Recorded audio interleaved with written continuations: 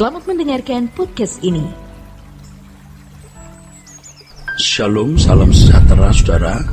Kebenaran hari ini berjudul Irama Hidup yang Permanen. Saudaraku, perjalanan hidup seseorang seperti sebuah irama. Jika irama tersebut sudah terbentuk, maka sulitlah diubah. Apalagi jika irama tersebut sudah terbentuk dalam waktu lama. Perlu usaha untuk mengadakan perubahan dalam waktu yang lama pula dan kerja keras. Itulah sebabnya seseorang tidak bisa baik mendadak atau jahat mendadak. Kalau irama hidup seseorang itu baik, ya tidak mudah orang itu mendadak menjadi jahat. Sebaliknya kalau orang itu berkarakter jahat, maka tidaklah mudah berubah menjadi baik dalam waktu singkat. Dalam hal ini kehendak bebas masing-masing individu menentukan irama hidupnya. Selain lingkungan, waktu juga menentukan pembentukan irama hidup yang dimiliki seseorang. Oleh sebab itu, kita bukan hanya memperhatikan lingkungan yang dapat mempengaruhi keadaan hidup kita, tapi juga memperhatikan waktu atau kesempatan yang Tuhan berikan untuk membangun irama hidup yang baik. Dalam hal ini, waktu bisa menjadi berkat atau bisa menjadi anugerah, waktu juga bisa menjadi kutuk atau laknat. Waktu bisa menjadi berkat atau anugerah bila digunakan untuk membangun irama hidup yang baik.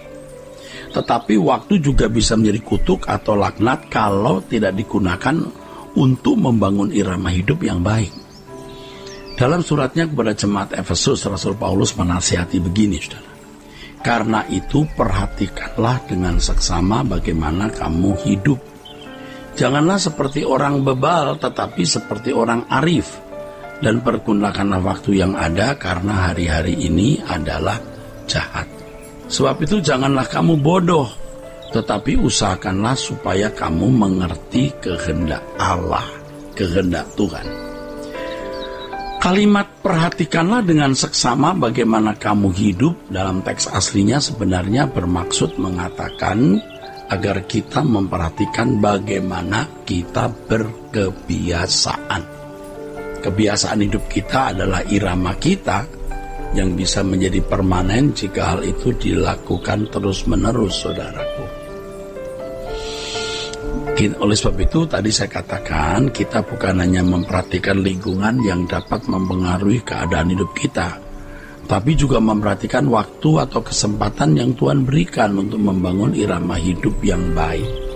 Saudaraku sekalian, kenyataan dalam kehidupan pada masa sekarang ini, orang lebih mudah menjadi jahat daripada menjadi baik, karena dunia dan lingkungannya sangat jahat. Lebih mudah orang menjadi jahat daripada menjadi baik loh saudara.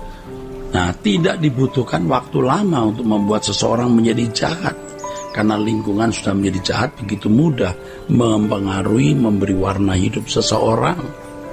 Tetapi sangatlah sulit menjadi orang baik dalam waktu singkat maupun dalam waktu panjang. Kenapa? Karena situasi dunia hari ini lebih kuat atau lebih cenderung membuat orang menjadi jahat daripada menjadi baik. Itulah sebabnya bukan tanpa alasan kalau Tuhan Yesus berkata, kalau ia datang, apakah ia mendapati iman di bumi? Artinya kalau Tuhan Yesus datang kedua kali nanti, apakah ada orang-orang memiliki iman seperti standar yang Tuhan inginkan? Apakah dia menemukan orang-orang yang berkeberadaan sebagai orang beriman yang benar, yaitu mengenakan karakter Kristus? Maksud pernyataan Tuhan Yesus ini adalah bahwa di akhir zaman akan sangat sedikit orang yang benar-benar memiliki kehidupan yang berkenan kepada Allah. Ini sinkron ya dengan yang dikatakan oleh Tuhan Yesus di Matius pasal 24 ayat 12-13 ya. Karena bertambahnya kedurhakaan, kasih banyak orang menjadi dingin, saudara. Banyak orang Kristen yang tidak menyadari hukum kehidupan mengenai tabur tuai. Bahwa segala sesuatu yang ia tabur, ia akan tuai. Artinya segala sesuatu yang dilakukan pasti akan berdampak. Kalau seseorang menabur dalam waktu panjang, ya, suatu kebiasaan hidup yang baik atau lurus, dia akan memiliki kebaikan atau kelurusan hidup sampai mati. Bahkan dibawa sampai di kekekalan. Tetapi kalau seseorang menabur dalam waktu yang panjang kehidupan yang jahat atau bengkok, maka kejahatan atau kebengkokan tersebut merupakan tuaian yang akan dia miliki dan menjadi keberadaannya yang tidak bisa diubah, baik di bumi ini maupun di kekekalan. Dalam hal ini, waktu hidup yang kita jalani dan kebiasaan hidup yang berlangsung memberi nilai kekal. Artinya segala sesuatu yang kita lakukan sekarang ini dalam perjalanan waktu sekarang ini menentukan keadaan kekal kita. Ini tidak main-main, saudaraku. Ya, tindakan kita di waktu yang singkat di dunia sekarang ini menentukan keadaan kekal kita. Dengan demikian persiapan dimulai sejak hidup di bumi. Ya, berkali-kali saya sudah mengatakan persiapan masuk surga itu harus dimulai sejak di bumi. Kalau tidak, berarti membawa diri ke neraka. Jadi persiapan dimulai sejak di bumi, entah kekekalan yang membahagiakan atau kekekalan yang menyakitkan.